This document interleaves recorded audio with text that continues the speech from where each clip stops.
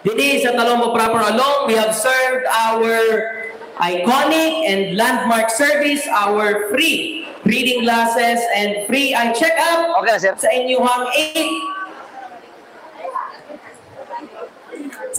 8 venues dini sa Talomo proper under the Braga Cares Program. Namely, Ulas, Ulha Village, Ortega, San Vicente, Simbahan sa Bangal, Our Lady of Lourdes, Juan Carmelo Homes, Satellite, Barangay Hall, Talomo Proper Gym, and Doña Soledad Dolor Elementary School, which in total we have catered around 1,276 beneficiaries here in Talomo Proper alone.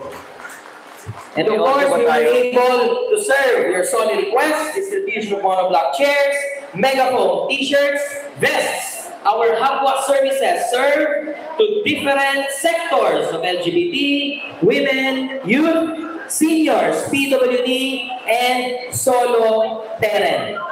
Apil po din na ang atuang ayuda sa buhi na services na cater po tayo sa Talomo proper, around 247 beneficiaries. And of course, our Hagwa services rendered over 312. So, suma total 700 kapil po ang atuang nahatagan ng serbisyo din sa Talomo proper alone. So, palakpakan po na po ang serbisyo na nadala ni Konsehal Pilar Braga, pinaagi sa iyang apo, ang nagsurya sa inyong atubangan karon. Ayan, po yung mga buwang Braga Corsino. Siyempre, apil po din ang mga landmark ordinances na napanday na lusok sa inyo ang Konsehala Pilar Braga sulod sa 24 katuig mga igalan since 1991. Di barogyo si Konsehal Pilar Braga para kaninyo for the betterment and growth and welfare of our Davao City constituents. So of course, apil nila ang atuang water code of Davao City,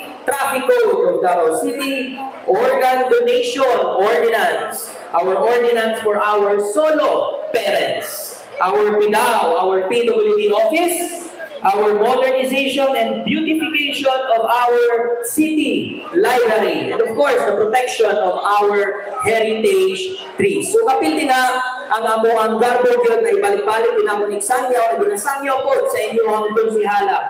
Ikan pa sa iyong pagpangampanya mo, kini ang pagtuso sa ato ang City College of Davao. Once again, ako ang ibalik kaninyo, that is an institution, a school that will give free college education. And that is, walay mga higala na katusuan na si Konsehal Pilar Braga. Palakpakan mo na to. No? Mauna ang legacy ordinance na natusok sa inyong higala diya sa konseho, si Councilor Pilar Braga. O siyempre, hindi natin pwede kalimtan ang atuang rason kung nano naata dinhi tanan karon. All of us, apil sa kapitan, apil ang barangay officials, apil ang mga konsehal, mga senator, apil kamo, mga constituents nato, ang atuang solidong suporta na atong ihatag sa pamilyang Duterte. Yes! Ladies and gentlemen, gikan mula noon hanggang ngayon, naningkamot na sila aron makatagal ka o ginun-ani kanindot na syudad. Protektado ang ato ang mga lumulupyo, libre mo gawas bisang usang orasa, safe and cleanest city as of now. Palakpakan po nato ang pagpaningkamot sa pamilyang Duterte. Most especially, allow me to acknowledge ang ato ang halantong mayor sa syudad sa Davao, Mayor Sebastian Baste Duterte. Yan. And of course, ako pong i-acknowledge ang atuang Vice Mayor din sa syudad sa Davao, Vice Mayor Attorney J. Melchor Kitay Jr. Palakpakan na to. O siyempre, ang atuang moabutay na amigo dinha sa konseho. Ang amigo ninyo, amigo nako, amigo natong tanan, Sir Rigo Duterte. Sa mga walang panakabalo, si Sir Rigo Duterte ang anak sa ato ang 1st District Congressman, Representative Congressman Paulo Tulong Duterte. Palakpakan na to. O Ug siyempre, more than ever, kita tanan din sa Davao City. Dapat solid ang atuang suporta na ilabay sa iya dito sa Manila. Kay luwi kayo, no? Ibinitit siya karon. Left and right, dili kalihok ang atuang ikaduhang presidente sa Republic of the Philippines. Mga higala, atong suportahan ug atuang protektahan Vice President Inday Sara Duterte.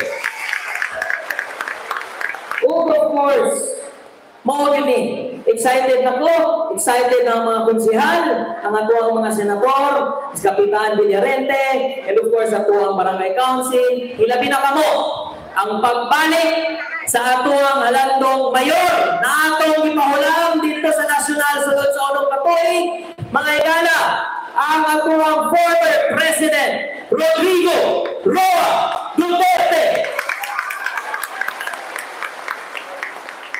Kami tanan na natin sa inyong likod karon, among ihatag kaninyo ug among ibalik kaninyo ang inyong gihatag sa amuan na pagsalig.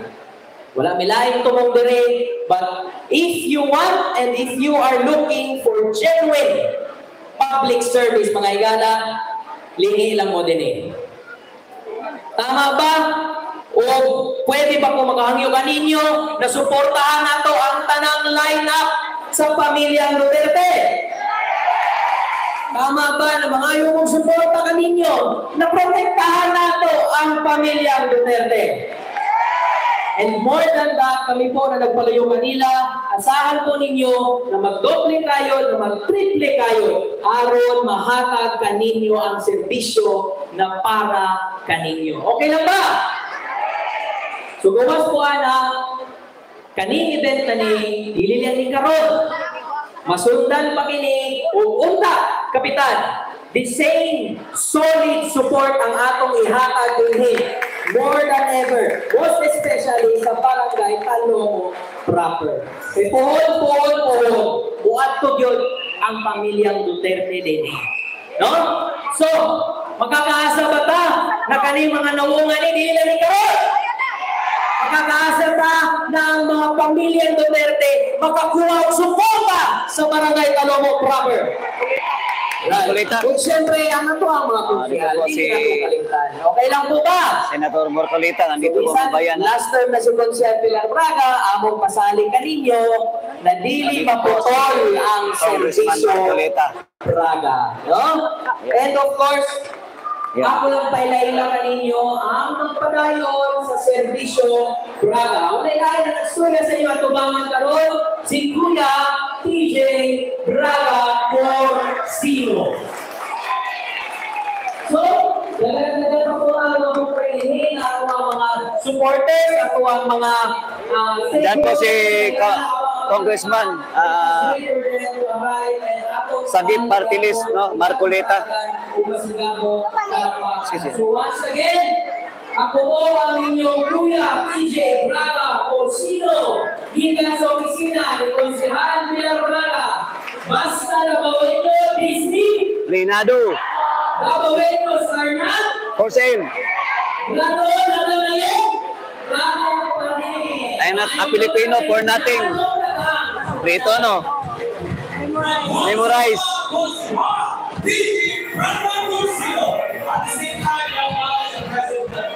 Basta dabawin nyo, disiplinado. Oh. Marcolita. Oh. Dabawin nyo are not for sale. I am not a Filipino for nothing. Grabe, grabe. Galing talaga ba?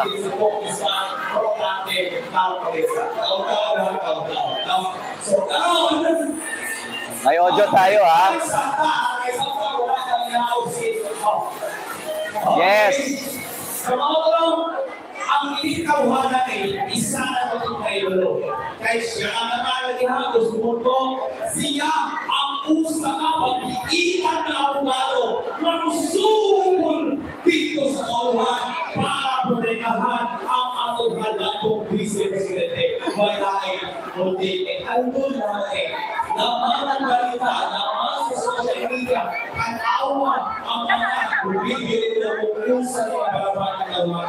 Buhon, magpapili po siya isip kaligyada sa ato ang kandidato sa Pilipina ang nag-iusahan po Respan Rodante Marcolita.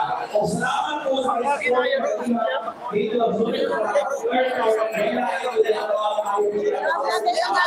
Team Marcoleta.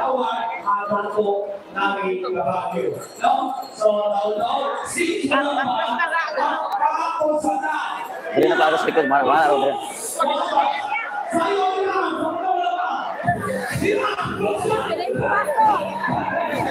Okay, magandang umaga.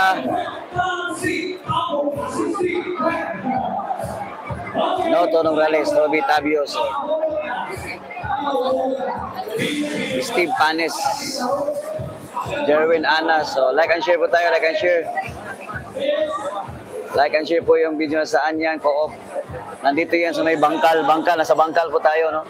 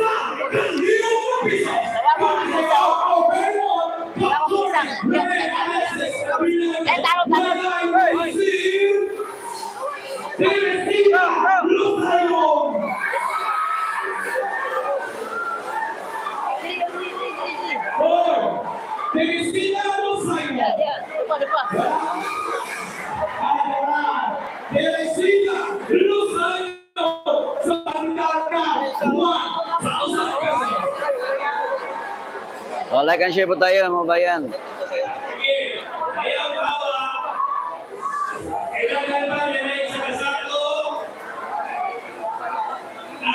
Bro, bataya dyan, wala na lang.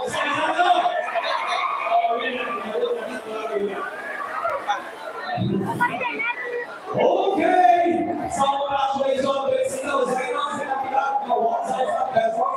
Lord is here. Wow, pero ang sorry, may ayos sa Pilipinas. So, ipaabot na to ang usa na pinakapun at upang ikitan ang bugado o Congressman sa nasyonal na walain na nalabipit sa Royal. ang Vice President. Bali. Since kami na dahil ang busa sa Torres o konsihal pagkili ko yan Kiran isa Kiran isa okay kawawa 10 rounds sa pawala pa ay so asa na karon si Delphine Gajano Torres o konsihal Rocky Kuya Delphine Gajano why Sir, congratulations.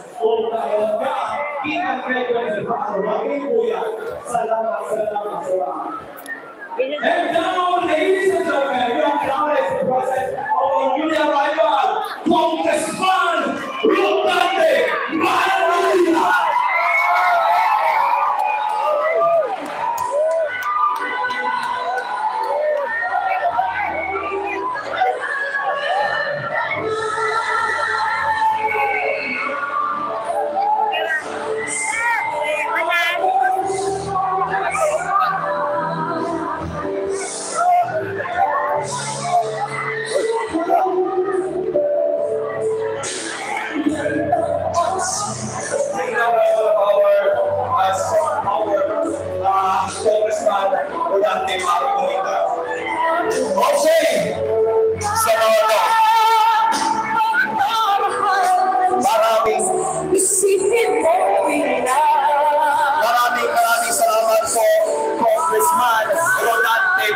Paulina na tumagsak.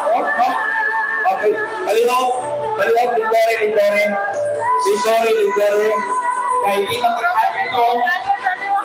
So once again, welcome Congressman Attorney Rodante Paulina.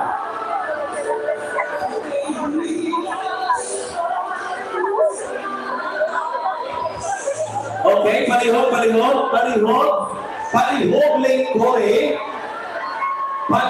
Lingkore. Okay. So, wala na. Okay na? Okay na.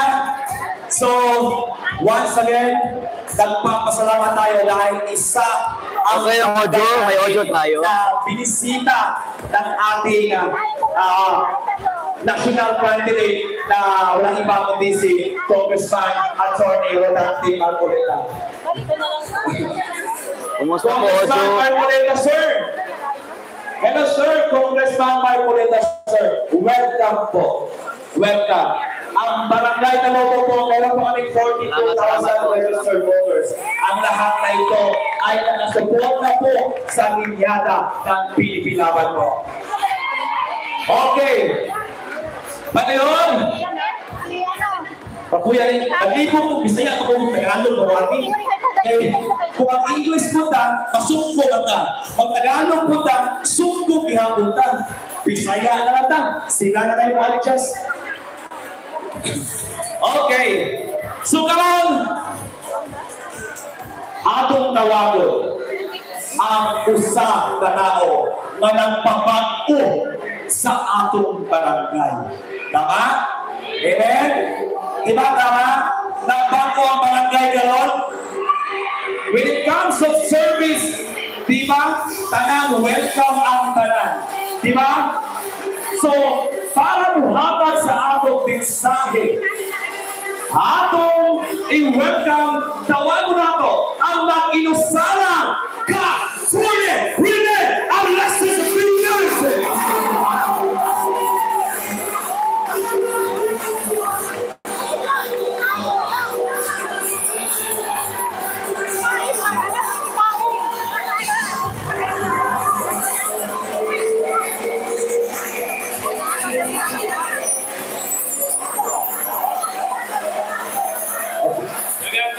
Salamat.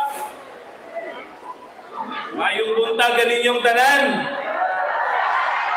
Una sa tanan, akong i-welcome ang duha nato ka nasyonal ka candidate nga supra gyud akong kalipay inubanan sa akong mga kagawad kagianhian kanila karon umaabot ka Senador Philip Salvador. And then darating din na senador, we must have to support him kasi siya lang ang nagadipinsa sa atong Vice President. Attorney Rolando Marcoleta.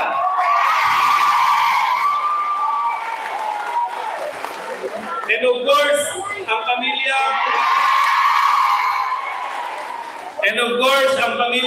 Duterte, ubalik na nato former President Rodrigo Roa Duterte, Vice President o Gidaw-Gaw karon bahala na ako apa man gyapon. Inday Sara Duterte, Mayor Sebastian Baste Duterte, Congressman Pulong Duterte, Konsehal umaabot Rigo Duterte. O ang atong mga konsehal, memorize na nga picture ha, ipin ni sa inyo ha, Facebook. O,